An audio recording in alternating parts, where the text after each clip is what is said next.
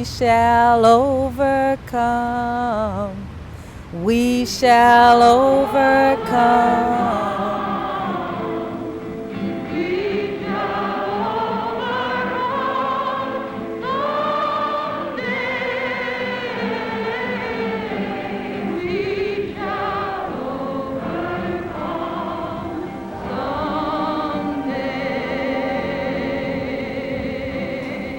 50 years ago, Martin Luther King stood along with leaders in this nation to remind us that 100 years after Emancipation Proclamation, those freed slaves were still second-class citizens in this nation of plenty.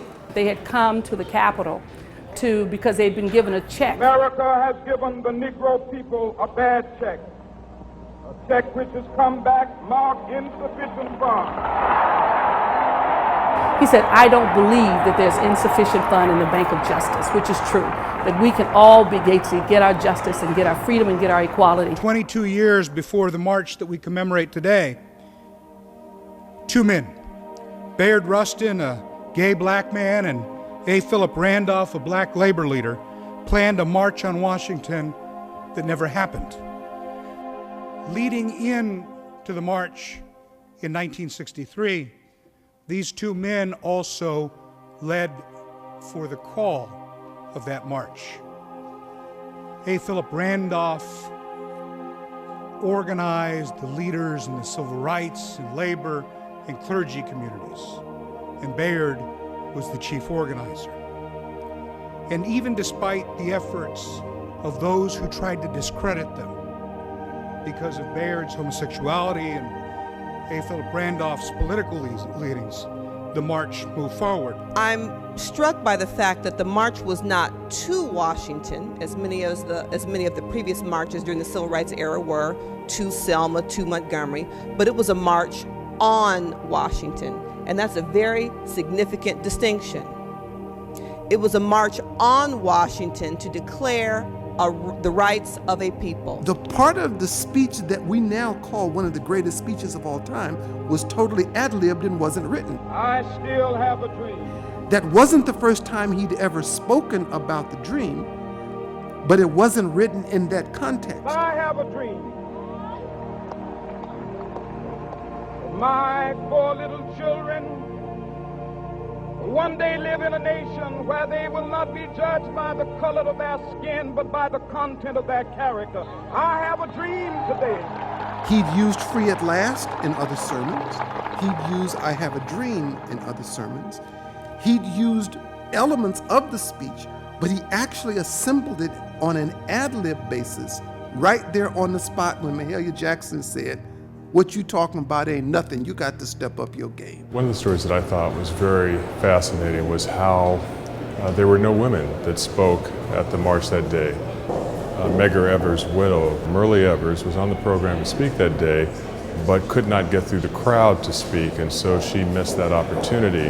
Her charge was to speak and recognizing the accomplishments of the wives and the women who were raising the children as the men were out on the front lines of the civil rights marches, and I was one of them. I was 3 years old at the time, and certainly having that kind of, not being in the South, but certainly growing up at a time when many of my contemporaries were going through a much harsher life and environment. My uncle was one of the Little Rock Nine, one of the 9 kids that integrated Central High School in 1957. Where President Eisenhower had to send the troops in so that my uncle and these 9 brave kids could attend one of the best high schools in the country at that time, Little Rock Central High School. My dad met and married my mother a year before the Little Rock 9 incident, so we got to watch all of that.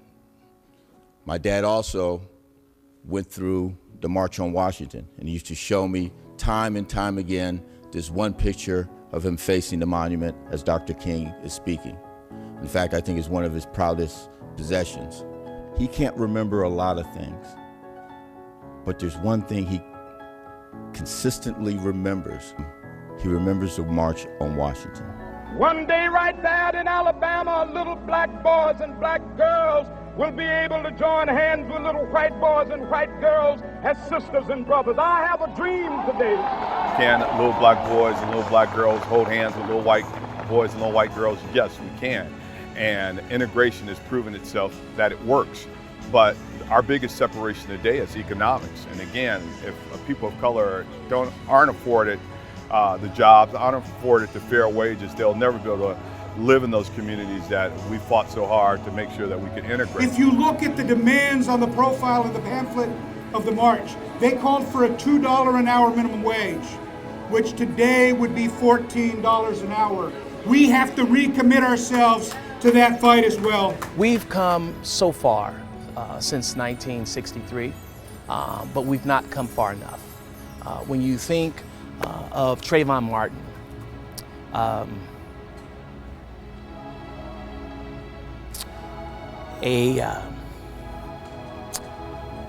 can't walk still down a street because he's an African American with a hoodie. And you think about the injustices that happen and the lack of respect that the court system provided him. It shows us that we're still not where we need to be. We do have a lot of work. We have a lot of work to do so that people can be made whole, so that people will feel good about what they're doing, and so our children can understand the struggles that we came through and what it took to get to where we are. We hope that you understand that the march was not a destination, it wasn't an end point, but a process. That yes, 50 years later, we continue to have work to do. Freedom and justice is a delicate flower and has to be tended to all the time. It has to be properly fed and cared for and pruned and really nurtured. But hatred and injustice is a weed, and it grows best in neglect. And we have to stop neglecting the issues of our lives and begin to work on it and prune out the hatred, prune out the discrimination, prune out the injustices and the inequalities. No, we are not satisfied, and we will not be satisfied until justice rolls down like waters and righteousness like a mighty stream.